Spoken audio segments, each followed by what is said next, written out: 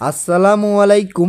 নবম শ্রেণী ডিজিটাল প্রযুক্তি বইয়ে শিখন অভিজ্ঞতা ৩ নাগরিক সেবায় স্বচ্ছতা ও জবাবদিহিতা। এই শিখন অভিজ্ঞতাটির গত পর্বে আমি এ পর্যন্ত আলোচনা করেছি, এখন এখান থেকেই শুরু করব। তাহলে চলুন শুরু করা যাক।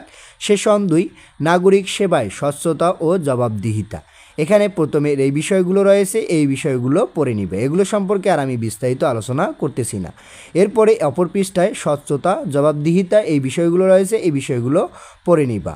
পড়ে নেওয়ার পরে এই যে বিষয়গুলো রয়েছে এখানে বলা হয়েছে পাসপোর্টের জন্য অনলাইন আবেদন, এগুলো বিষয়ও দেখে নিবা। এরপরে অপর পৃষ্ঠার বিষয়গুলো দেখে নিবা। আর আমি এগুলো বিষয় বিস্তারিত আলোচনা করতেছি না, আর এর নিচে যে কাজ রয়েছে আমি সরাসরি সেই কাজগুলোতে চলে আসতেছি।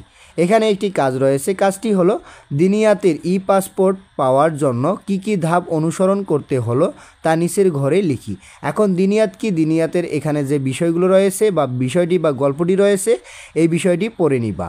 পড়ে নেওয়ার পরে কি কি ধাপ সে অনুসরণ করছে অনলাইনে, কিন্তু এখানে অনলাইন বিষয়টাই রাখতে হবে। তাহলে হচ্ছে কি অনলাইনে পাসপোর্টের জন্য আবেদন করা।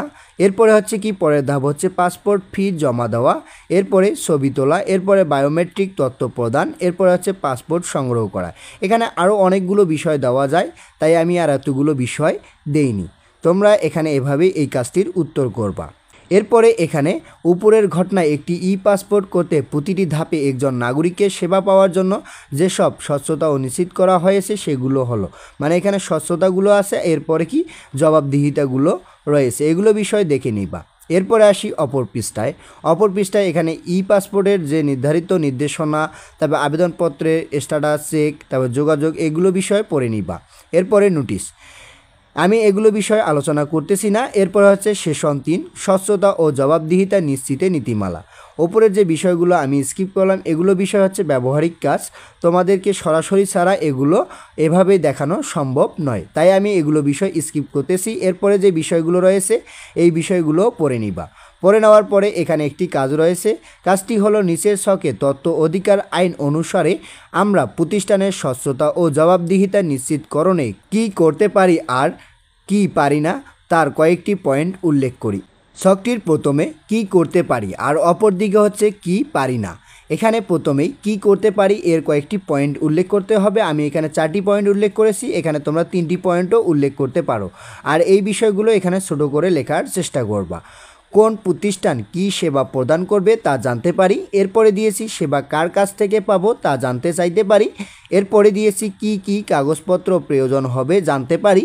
এরপরে সার্ভিস চার্জ কত হবে তা জানতে পারি। এরপরে কি করতে পারি না বা কি পারি না, এগুলো হচ্ছে কোনো গোপনীয় তথ্য জানতে চাইতে পারি না। এরপরে হুমকি স্বরূপ তথ্য জানতে চাইতে পারি না। এরপরে কারো ব্যক্তিগত গোপনীয়তা ক্ষুণ্ণ হতে পারে এমন তথ্য জানতে চাইতে পারি না।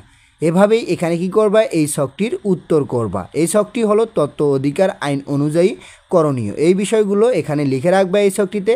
এরপরের এই বিষয়গুলো রয়েছে এই বিষয়গুলো পড়ে নিবা।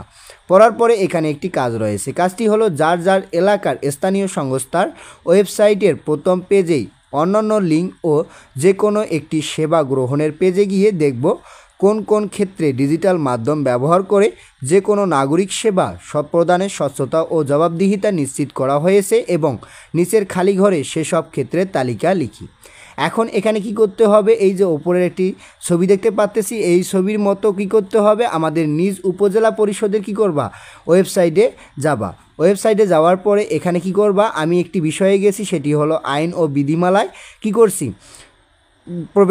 প্রবেশ করার পরে যে সব বিষয়গুলো পেয়েছি সেই সব বিষয়গুলো এখানে কি করতে বলছে, কোনগুলো স্বচ্ছতা ও জবাবদিহিতাগুলো এখানে লিখতে হবে আর নাগরিক সেবাগুলো লিখতে হবে, তার তালিকা তৈরি করতে হবে। এখন আমি এখানে তালিকাটি তৈরি করেছি। প্রথমে ওয়েবসাইটে প্রদানকৃত তথ্য যেটা হচ্ছে স্বচ্ছতা কি, ওয়েবসাইটে প্রতিষ্ঠানের সকল তথ্য অবমুক্ত করা হয়েছে। এরপরে হচ্ছে ওয়েবসাইটে সকল কর্মকর্তা কর্মচারীদের নাম, পদবি, যোগাযোগ নম্বর, ইমেল ঠিকানা প্রদান করা হয়েছে। এরপর হচ্ছে ওয়েবসাইটে প্রতিষ্ঠানের আয় ব্যয়ের বিবরণ, প্রকল্পের অগ্রগতি সম্পর্কিত তথ্য প্রদান করা হয়েছে। এগুলো হচ্ছে কি স্বচ্ছতা। এর বাকি অংশ অপর পৃষ্ঠায়। এখন এখানে ওয়েবসাইটে প্রদানকৃত তথ্য ও সেবাসমূহ সেবাগুলো হচ্ছে কি, আমি কয়েকটি সেবা এখানে উল্লেখ করেছি, অতিরিক্ত সেবাগুলো এখানে উল্লেখ করিনি, কারণ অতিরিক্ত সেবা উল্লেখ করতে গেলে এখানে জায়গা হবে না, তাই আমি আর উল্লেখ করিনি। কয়েকটি উল্লেখ করেছি, রাস্তা খননের অনুমতি, এরপরে হচ্ছে নতুন হোল্ডিং নম্বর, এরপরে হোল্ডিং ট্যাক্স সার্ভিস কার্যপ্রণালী, এরপরে ট্রেড লাইসেন্স ইস্যু ও নবায়ন পদ্ধতি, এরপরে ধূমপান মুক্তকরণ নির্দেশিকা, এরপরে GIS ম্যাপ ক্রয়, এরপরে উদ্যোক্তাদের সেবা কেন্দ্র, এখানে সেবা কেন্দ্র হবে, কেন্দ্রে না। এরপরে কি করবা, জবাবদিহিতাগুলো এখানে লিখবা। প্রতিষ্ঠানের সকল সিদ্ধান্তের বিবরণ প্রদান করা হয়েছে, এরপরে প্রতিষ্ঠানের সকল কর্মকাণ্ডের প্রতিবেদন প্রকাশ করা হয়েছে, এরপরে নাগরিকদের মতামত ও পরামর্শ গ্রহণ করা হয়। এগুলো হচ্ছে কি জবাবদিহিতা। এভাবেই এখানে এই ঘরটিতে কি করবা, তিনটি বিষয়, একটা স্বচ্ছতা, একটা হচ্ছে যে সেবা, আর একটা হচ্ছে জবাবদিহিতা, এই বিষয়গুলো লিখে রাখবা। এরপরে এই বিষয়গুলো পড়বা। তাহলে আজকে এ পর্যন্তই। এর পরবর্তী ভিডিওতে আমি পরের দেওয়া কাজগুলোর উত্তর নিয়ে আলোচনা করব। ধন্যবাদ সবাইকে এতক্ষণ সঙ্গে থাকার জন্য। ভিডিওটি ভালো লাগলে লাইক এবং সাবস্ক্রাইব করবেন।